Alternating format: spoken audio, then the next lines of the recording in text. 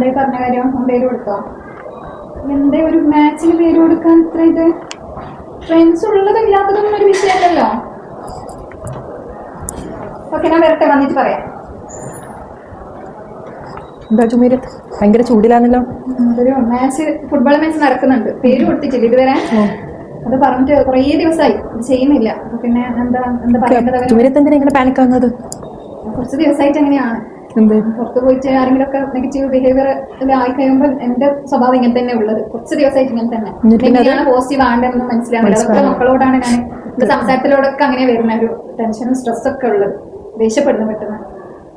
Okay, ഇത് തന്നെയാണ് മിക്ക ആൾക്കാരും ഫേസ് ചെയ്യുന്ന ഒരു പ്രശ്നം. അതായത് സൊസൈറ്റിയിൽ നിന്നോ അല്ലെങ്കിൽ നമ്മുടെ ഫ്രണ്ട്സ് സർക്കിൾ അല്ലെങ്കിൽ പിന്നെ നമ്മുടെ ജോലി സ്ഥലങ്ങളിൽ നിന്ന് നമുക്ക് ലഭിക്കുന്ന ഒരു പിന്നെ നെഗറ്റീവ് ഇമ്പാക്റ്റ് ഉണ്ടാവുമല്ലോ. അത് നമ്മൾ പിന്നെ ആ ഒരു ടൈമിൽ തിങ്ക് ചെയ്യാണ്ട് അന്നേരം എന്താണോ തോന്നുന്നത് ആ ഒരു ഫ്രസ്ട്രേഷൻ നമ്മൾ പിന്നെ നമ്മുടെ മക്കളിലേക്കാണ് തീർക്കുന്നത്. ഇതിനാണ് ഇമോഷണൽ കണ്ടേജൻ എന്ന് പറയുന്നത്. പിന്നീട് അത് മക്കളെ സിബ്ലിങ്സിലേക്ക്, പിന്നെ അത് വീണ്ടും സമൂഹത്തിൽ അങ്ങനെയുള്ളൊരു പ്രോസസ്സിലേക്ക് പോകുന്നു. അതിന് പിന്നെ ജനറേഷണൽ ട്രോമ എന്ന് പറയുന്നു. മാത്രമല്ല നമ്മൾ കാണുന്നില്ല ഇന്ന് മിക്ക മക്കളും ഫേസ് ചെയ്യുന്ന പല പിന്നെ ഡിസോർഡേഴ്സ്, മെൻ്റൽ ഡിസോർഡേഴ്സ്, അതായത് പിന്നെ conduct disorders, sadism, border line personality disorders, അതുപോലെ പല പിന്നെ പ്രശ്നങ്ങളിലൂടെയും ഈ ഒരു കാരണത്താൽ മക്കൾ കടന്നു പോകുന്നുണ്ട്.